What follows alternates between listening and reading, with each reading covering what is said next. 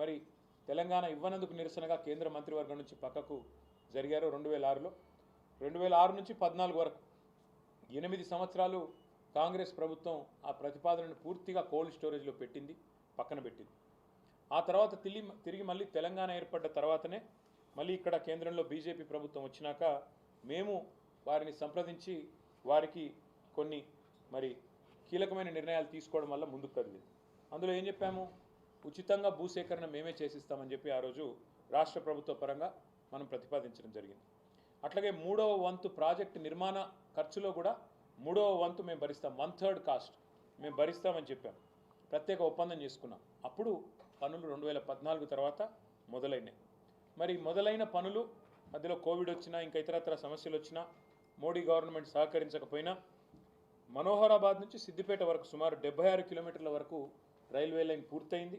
పూర్తయి అక్టోబర్ 3, 2023 అంటే మేము దిగిపోకంటే 2 నెలల ముందే ఆ 76 కిలోమీటర్లు పూర్తి చేశాం.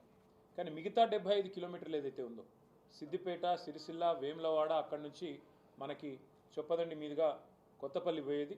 ఇంతవరకు మళ్ళీ ఈ 2.5 సంవత్సరాల్లో కాంగ్రెస్ ప్రభుత్వం వచ్చింది, మళ్ళీ ఆ రైల్వే లైను మళ్ళీ ఆగమైపోయే పరిస్థితి ఉంది. అందుకే ఇవాళ కేంద్ర మంత్రి గారిని ప్రత్యేకించి కోరింది, తెలంగాణ ప్రభుత్వం ఇంకా కొన్ని డబ్బులు ఇవ్వాలి. మనం గతంలో చేసుకున్న ఒప్పందం ప్రకారం 416 కోట్ల రూపాయలు మరి ఇవ్వాలి. అది ఇవ్వకపోవడం వల్లనే ఇవాళ కాంగ్రెస్ ప్రభుత్వ సహాయ నిరాకరణ వల్లనే ఆగింది అని చెప్పి మంత్రి గారు కూడా మాకు చెప్పడం జరిగింది. భూసేకరణ మరొక 96 హెక్టార్లు చేయాల్సి ఉంది అని చెప్పి మరి ఇక్కడ రాజ్యసభలో కేంద్ర ప్రభుత్వం మా సభ్యులు ప్రశ్న అడిగితే సమాధానం కూడా ఇచ్చారు. ఇక్కడ వాస్తవం ఏమంటే 20 ఏళ్ల కింద ప్రతిపాదించిన ప్రాజెక్టు, ఇక అది సమయం గడిచిన కొద్దీ కాస్ట్ పెరుగుతూ ఉంది.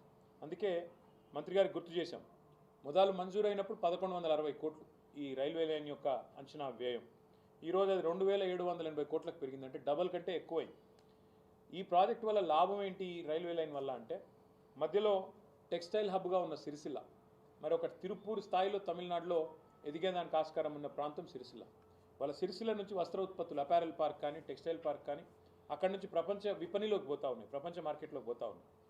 ఇవాళ న్యూయార్క్ దాకా, అమెరికా దాకా కూడా సిరిసిల్లలోని కొన్ని కంపెనీలు తమ తమ టెక్స్టైల్ ఉత్పత్తులను వారు ఎక్స్పోర్ట్ చేస్తూ ఉన్నారు.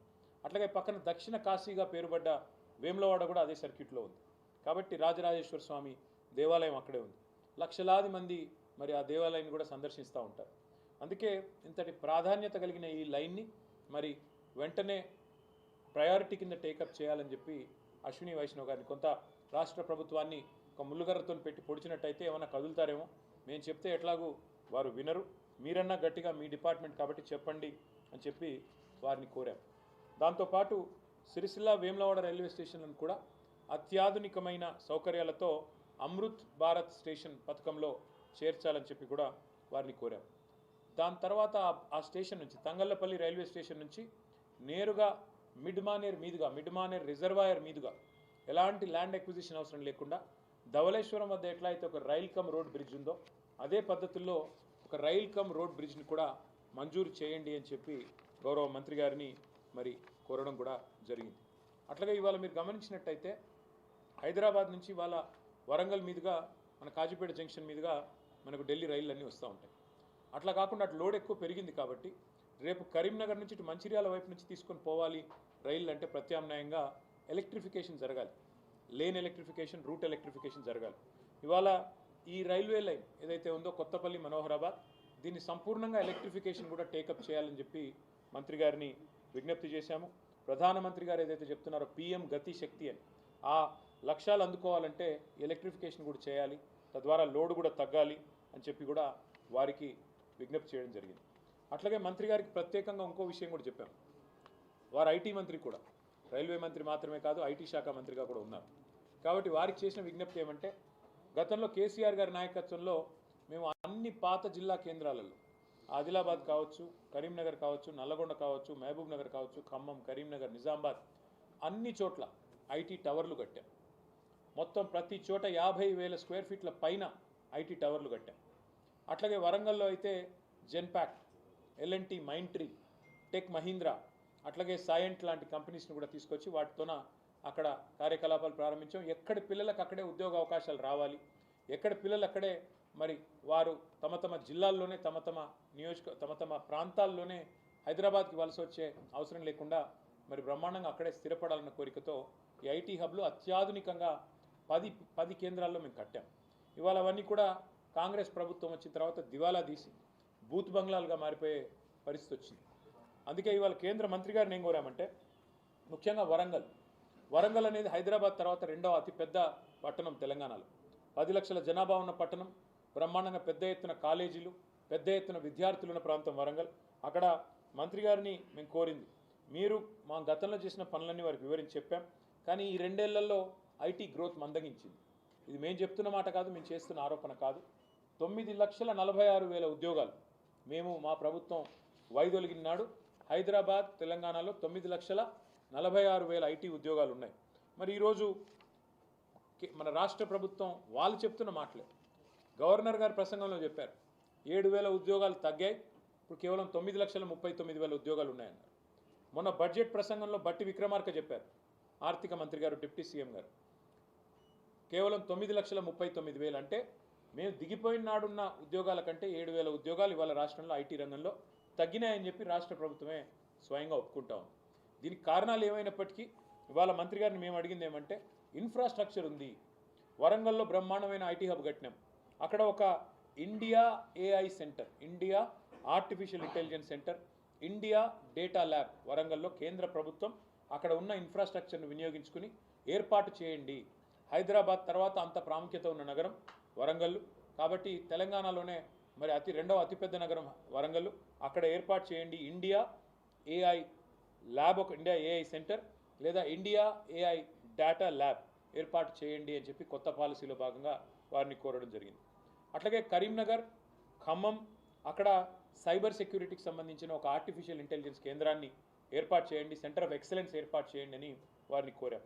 అట్లాగే సెమీ కండక్టర్ డిజైన్ మరియు డీప్ టెక్ రంగాల మీద మరి దృష్టి సారించే విధంగా STPI centre, software technology parks of India సెంటర్లను, centre of excellence, centre for entrepreneurship కూడా ఏర్పాటు చేయండి. మీకు ఇష్టమైన చోట, అది మహబూబ్నగర్ కావచ్చు, నల్లగొండ కావచ్చు, మీకు ఇష్టమైన చోట ఈ 10 ప్రాంతాలు ఉన్నాయి.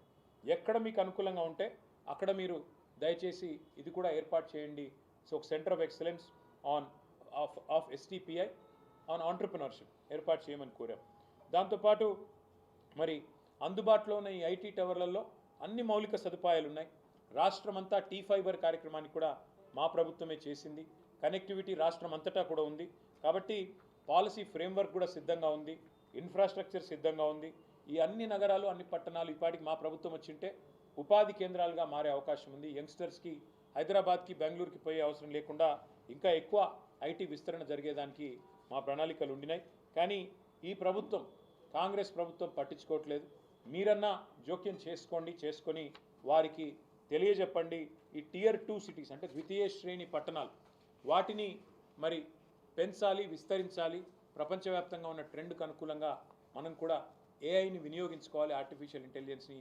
అందులో భాగంగానే ఏఐ డేటా ల్యాబ్స్ కానీ, ఏఐ సెంటర్స్ కానీ ఏర్పాటు చేయండి అని చెప్పి మరి కేంద్ర మంత్రి గారికి కొన్ని విలువైన సూచనలు కూడా చేయడం జరిగింది. దాదాపు అన్ని విషయాలు కూడా వారు విన్నారు.